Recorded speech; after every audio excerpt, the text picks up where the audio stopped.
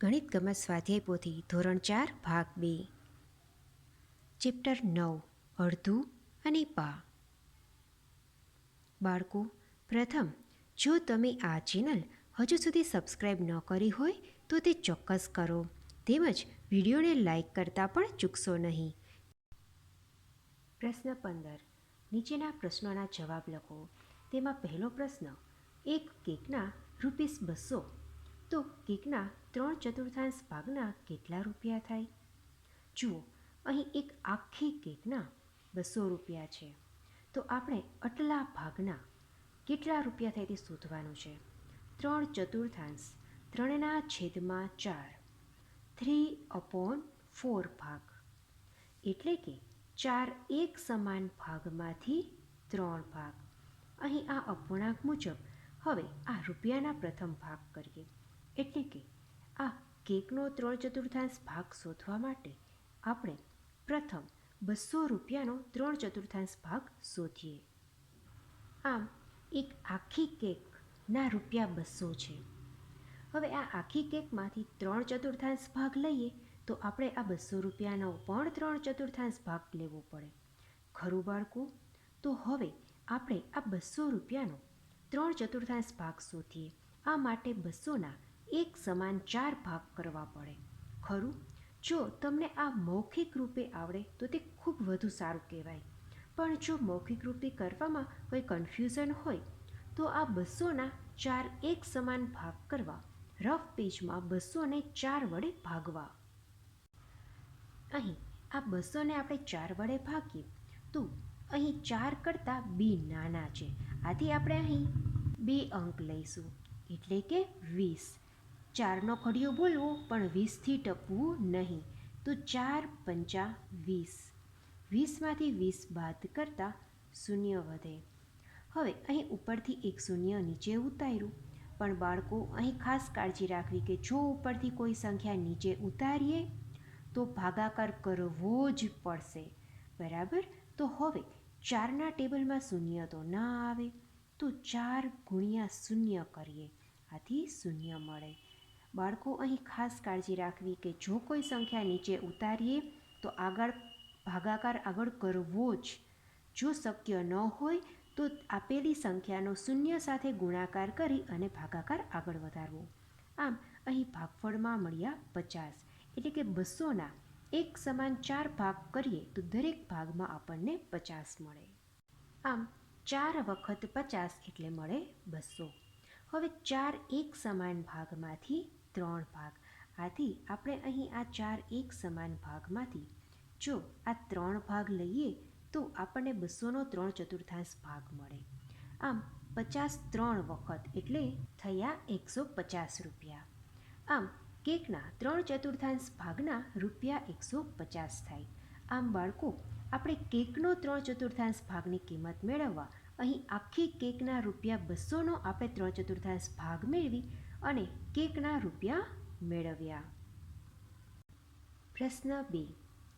એક તરબૂચના ₹100, તો તરબૂચના 1/4 ભાગના કેટલા રૂપિયા થાય?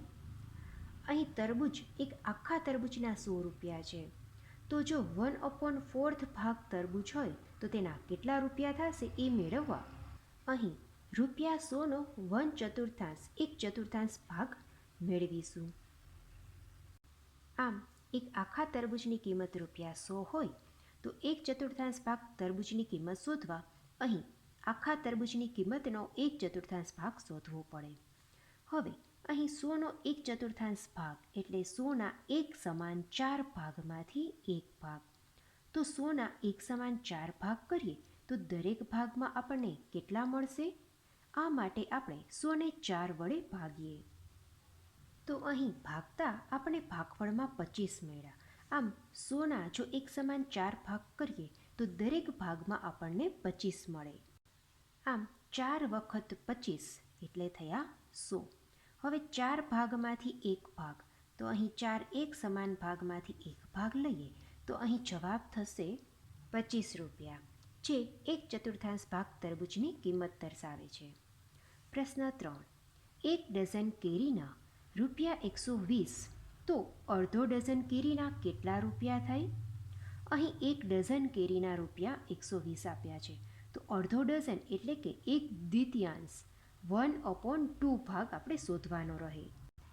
આમ 1 ડઝન કેરીના 120 હોય તો અહીં અડધો ડઝન એટલે કે 1/2 ભાગ કેરીના રૂપિયા શોધવા અહીં કુલ કિંમત 120નો પણ 1/2 ભાગ શોધવાનો રહે, એટલે કે બે એક સમાન ભાગમાંથી એક ભાગ. આમ 120ના આપણે પ્રથમ બે એક સમાન ભાગ કરવા પડે. તો બાળકો વિચારો જોઈ, 120ના બે એક સમાન ભાગ કરીએ તો દરેક ભાગમાં આપણને કેટલા મળશે? આ માટે 120ને 2 વડે ભાગતા ભાગફળમાં 60 મળ્યા. આમ 60 + 60 એટલે થશે 120. હવે 1/2 ભાગ એટલે કે બે એક સમાન ભાગમાંથી એક ભાગ, તો અહીં આ એક ભાગ એટલે મળે 60. આમ અડધો ડઝન કેરીના 60 રૂપિયા કિંમત થાય.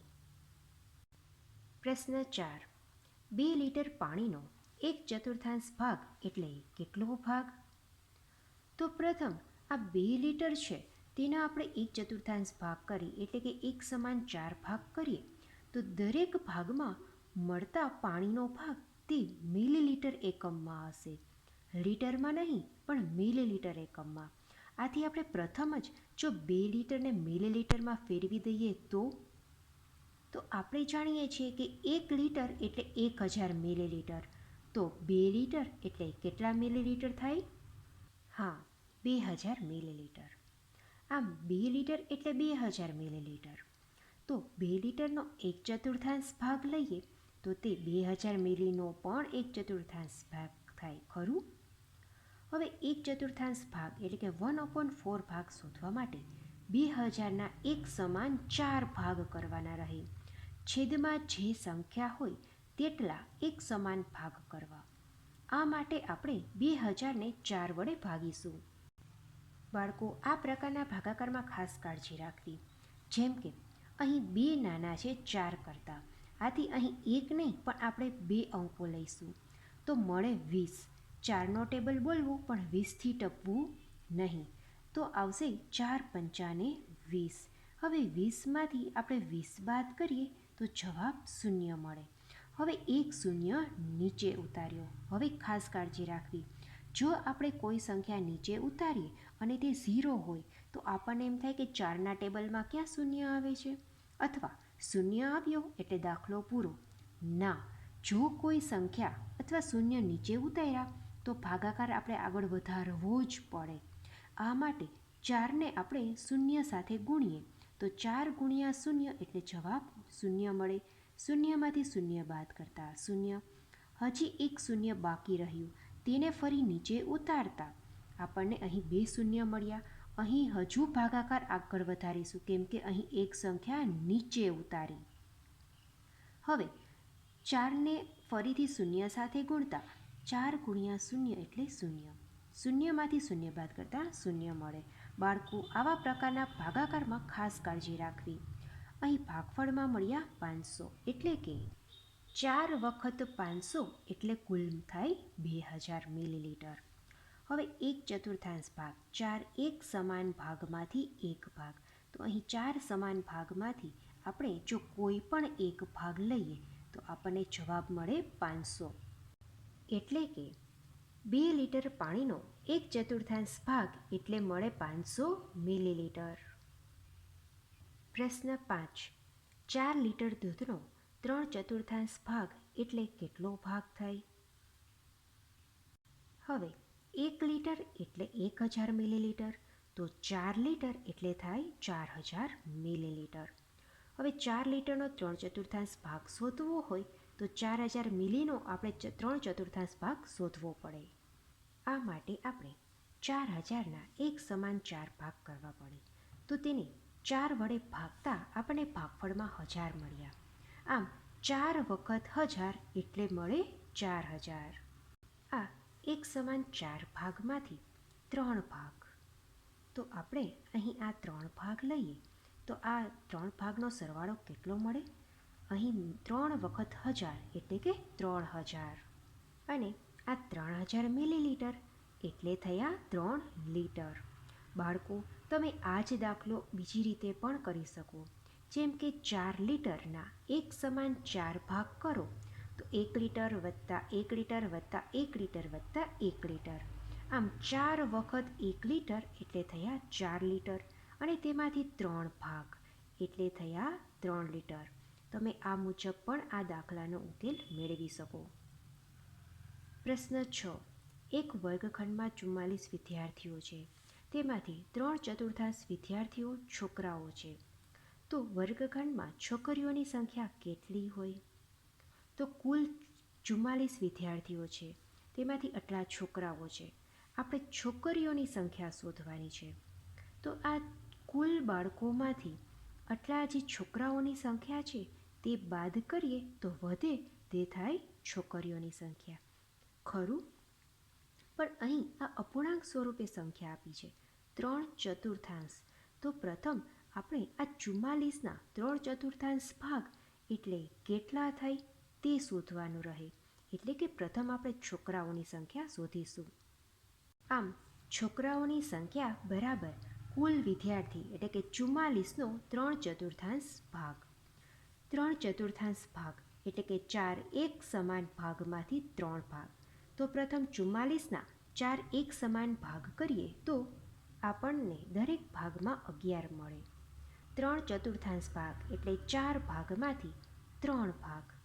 આમ આ જો 3 ભાગ લઈએ તો કેટલા થયા? 11 3 વખત એટલે થયા કુલ મળીને 33. આમ છોકરાઓની સંખ્યા મળી 33. આપણે છોકરીઓની સંખ્યા શોધવાની છે. તો આ કુલ સંખ્યામાંથી છોકરાઓની સંખ્યા બાદ કરી દઈએ તો આપણને છોકરીઓની સંખ્યા મળે. ખરું? આ માટે અહીં 44માંથી છોકરાઓની સંખ્યા એટલે કે 33 બાદ કરતાં 44માંથી 33 બાદ કરીએ તો જવાબ મળે 11. આમ વર્ગખંડમાં છોકરીઓની સંખ્યા છે 11. બાળકો, અહીં આ 44ના એટલે કે કુલ વિદ્યાર્થીઓના અહીં 3 ભાગ એટલે છોકરાઓ થયા. તો અહીં બાકી વધ્યા તે બધા છોકરીઓની સંખ્યા દર્શાવે છે. તમે આ મુજબ પણ જવાબ મેળવી શકો છો. પ્રશ્ન 7. એક ખોખામાં 84 લખોટીઓ છે. તેમાંથી 1/4 લખોટીઓ લાલ રંગની છે. તો લાલ રંગની લખોટીઓની સંખ્યા કેટલી છે? કુલ 84 લખોટીઓ છે. તેમાંથી લાલ રંગની લખોટીઓ 1/4 ભાગ 1/4 ભાગ રોકે છે. તો આપણે 84નો 1/4 ભાગ શોધીએ તો આપણને આ પ્રશ્નનો જવાબ મળે. આમ 84નો 1/4 ભાગ શોધવા 84ના એક સમાન 4 ભાગ કરવા પડે. આ માટે આપણે 84ને 4 વડે ભાગીએ તો ભાગફળમાં 21 મળે. આમ 4 વખત 21 એટલે મળે 84. અને 84નો 1/4 ભાગ એટલે 4 એક સમાન ભાગમાંથી એક ભાગ એટલે કે 21 લખોટીઓ. આમ ખોખામાં 84 લખોટીઓમાંથી 21 લખોટીઓ લાલ રંગની છે. પ્રશ્ન 8. બ્રિજેશને ₹2ની પેન્સિલ ખરીદવી છે. તેણે દુકાનદારને ₹1નો એક સિક્કો, અડધા રૂપિયાનો એક સિક્કો અને 1/4 રૂપિયાનો એક સિક્કો આપ્યો. શું બ્રિજેશે ચૂકવેલી રકમ પેન્સિલ ખરીદવા પૂરતી છે? પ્રથમ તો અહીં 1 રૂપિયાનો અમુક ભાગ છે, જેમ કે અડધો, 1/4. તો બાળકો, પ્રથમ એ સમજો કે 1 રૂપિયાના તમે ભાગ કરો ને તો મળતા દરેક ભાગ તેનો એકમ હશે પૈસા. જેમ કે 1 રૂપિયો એટલે મળે 100 પૈસા. બાળકો, પૈસા, રૂપિયાની અને પૈસાની વચ્ચેનો ડિફરન્સ તમે સમજવા પ્રયત્ન કરજો. 1 રૂપિયો એટલે 100 પૈસા. તો અડધો રૂપિયો એટલે કેટલા પૈસા મળે? અડધો રૂપિયો એટલે 1/2, એક દ્વિતીયાંશ એટલે કે 100 પૈસાના એક સમાન 2 ભાગમાંથી એક ભાગ. તો 100 પૈસાના એક સમાન 2 ભાગ કરીએ તો આપણને ખ્યાલ છે 50 વત્તા 50. આ 50 વત્તા 50માંથી એક ભાગ એટલે થયા 50 પૈસા. આમ અડધો રૂપિયો એટલે 50 પૈસા થયા. ત્યારબાદ 1/4 રૂપિયાનો એક સિક્કો, 1/4 1/4. આ માટે જો પૈસા સોના એક સમાન 4 ભાગ કરવામાં આવે તેમાંથી એક ભાગ, તો સોના એક સમાન ભાગ 4 ભાગ કરીએ તો દરેક ભાગમાં આપણને કેટલા મળશે? હા, 25. આમ 4 વખત 25 એટલે મળે 100. હવે આપણે 1/4 ભાગ એટલે 4 એક સમાન ભાગમાંથી એક ભાગ, તો અહીં આપણને મળે 25 પૈસા. ખરું? આમ બ્રિજેશે દુકાનદારને 1 રૂપિયાનો સિક્કો એટલે કે 100 પૈસા આપ્યા, અડધા રૂપિયાનો સિક્કો એટલે કે 50 પૈસા આપ્યા અને 1/4 રૂપિયાનો એક સિક્કો એટલે કે 25 પૈસા આપ્યા. બાળકો, અહીં એક જાણવા માટે વાત કરું તો અહીં 100 પૈસા એટલે 1 રૂપિયો, 50 પૈસા એટલે પહેલાંના વખતમાં 8 આના આવતા, 8 આના, અને 25 પૈસા એટલે તેને પાવલી કહેવાય. 25 પૈસાના સિક્કાને પાવલી, 50 પૈસાના સિક્કાને 8 આના. હવે બ્રિજેશે ચૂકવેલી રકમ, તો આપણે આ બધાનો સરવાળો કરવાનો રહે. સરવાળો કરતાં જવાબ મળે 175 પૈસા. હવે બ્રિજેશને તો 2 રૂપિયાની પેન્સિલ ખરીદવી હતી. 2 રૂપિયાની 1 રૂપિયો એટલે 100 પૈસા, તો 2 રૂપિયો એટલે થયા 200 પૈસા. તો આ કિંમત તે 200 પૈસા કરતાં નાની કે મોટી? હા, આ કિંમત તે 200 પૈસા કરતાં નાની કિંમત છે. તો બ્રિજેશને જો 2 રૂપિયાની પેન્સિલ ખરીદવી હોય તો આટલા રૂપિયા તે પૂરતા છે નહીં. આમ જવાબ થશે ના, બ્રિજેશે ચૂકવેલી રકમ પેન્સિલ ખરીદવા પૂરતી નથી. પ્રશ્ન 9. મિહિરે સોમવારે તેનું અડધું ગૃહ કાર્ય કર્યું અને મંગળવારે 1/4 ગૃહ કાર્ય કર્યું. તેણે 2 દિવસમાં કુલ ગૃહ કાર્યનું કેટલામાં ભાગનું કર્યું? જુઓ, અહીં સોમવારે કુલ ગૃહ કાર્યનું અડધું એટલે કે 1/2 ભાગ જેટલું કર્યું, જ્યારે મંગળવારે ગૃહ કાર્યનો 1/4 ભાગ 4 એક સમાન ભાગમાંથી એક ભાગ જેટલું કર્યું.